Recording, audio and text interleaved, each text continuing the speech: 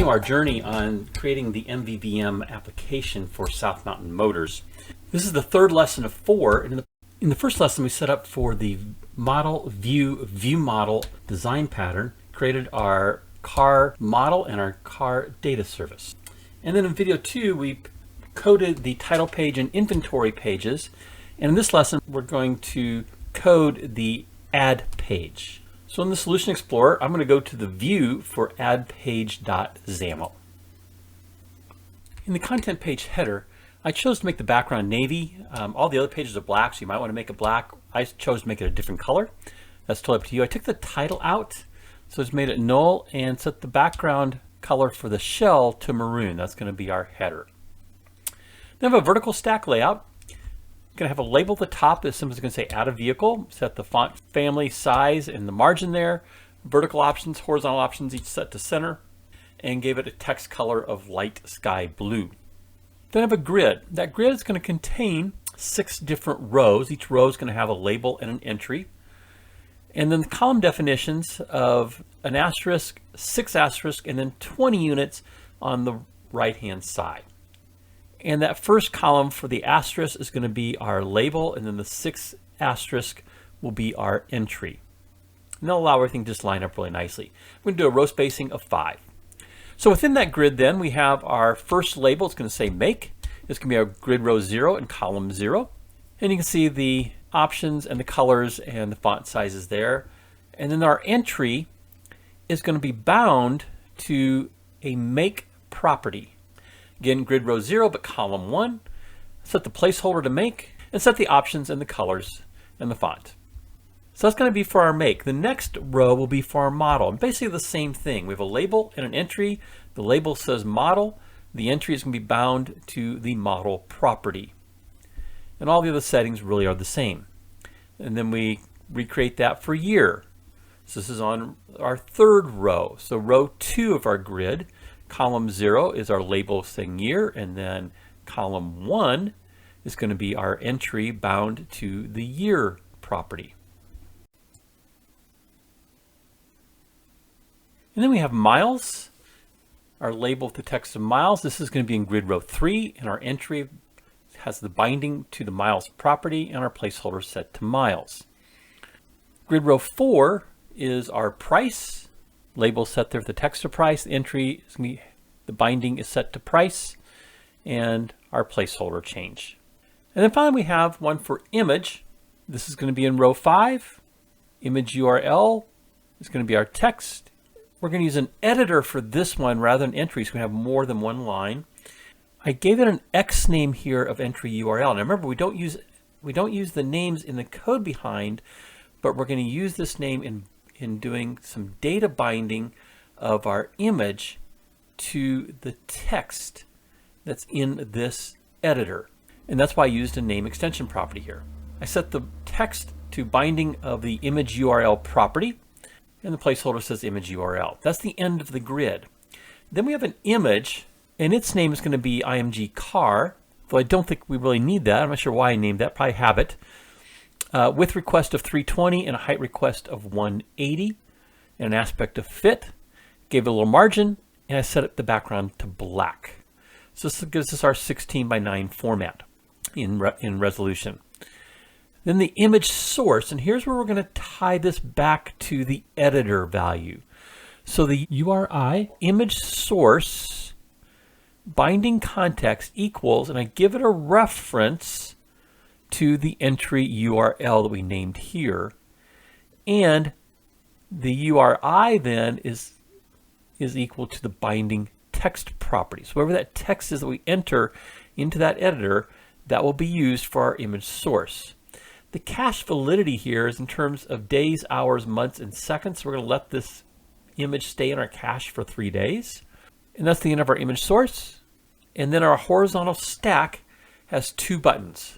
A button for clearing and a button for add record. The command for the clear button will be clear all command. Now remember, in our code we're going to code that as clear all, and the command for the add record will be add car command. And then finally I have a label at the bottom for output, just to provide some messaging to the user. That's our XAML code for the add page. Let's take a look at the code behind.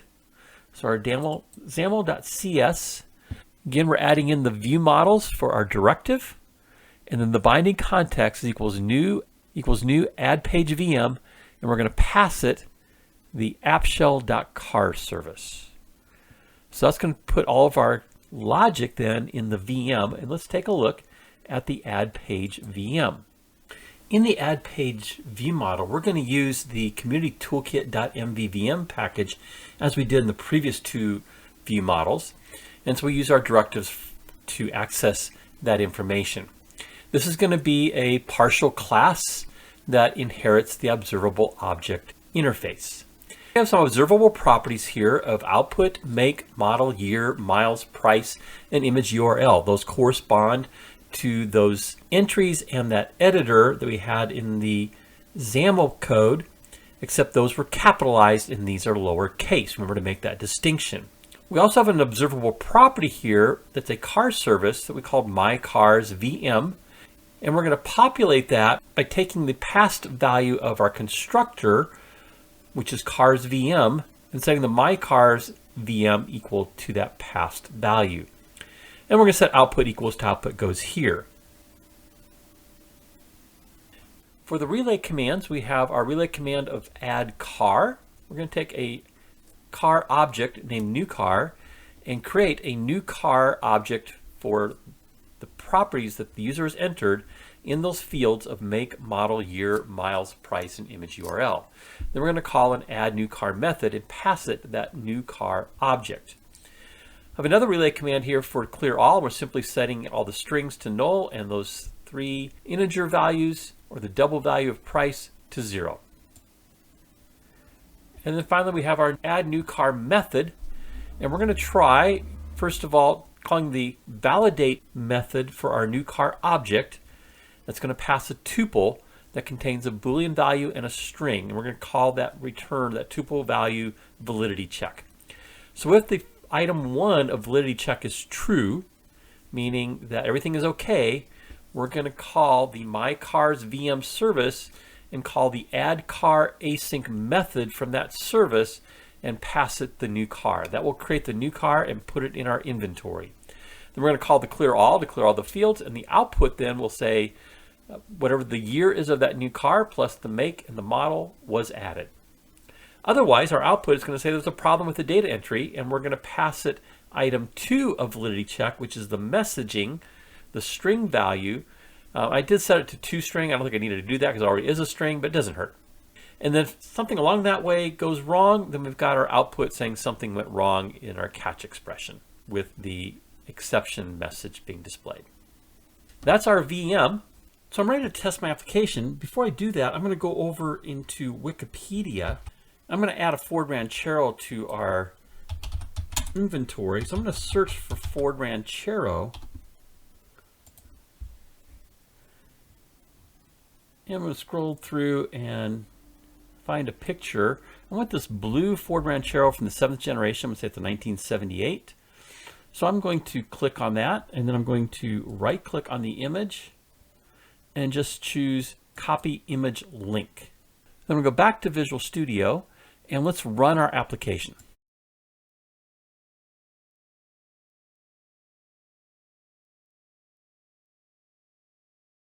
I'm going to click on the plus sign here to go to the add page. There's the content we've added in as far as our XAML. In the image URL, I'm going to start there, and I'm simply going to click, going to control click, choose paste. It pastes the text in from the clipboard. There's my Ford Ranchero image in my application. Let's go and fill out the other fields.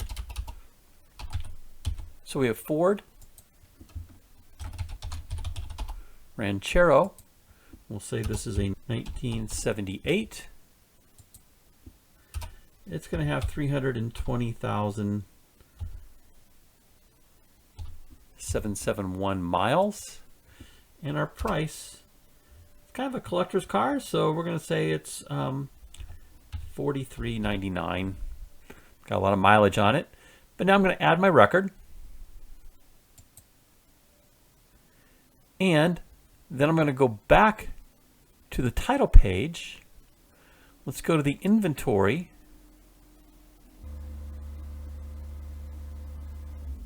And there's my Ford Ranchero that I've added, and I can see the details. Now, we haven't built out this details page yet, so yours is going to look blank, but again, you should see it come up in the list. If it doesn't come up in the list, then choose to update the list. Our add page to add a new car into the inventory seems to be working. In the next video, we'll finish this off by adding the details dialog page, both the view and the view model. If you just jumped into this video, you can see all the videos from the .NET MAUI Practicum playlist by clicking on the image in the lower right. And if you'd like to be alerted to future videos I create, you can click my picture in the top right to subscribe to the channel.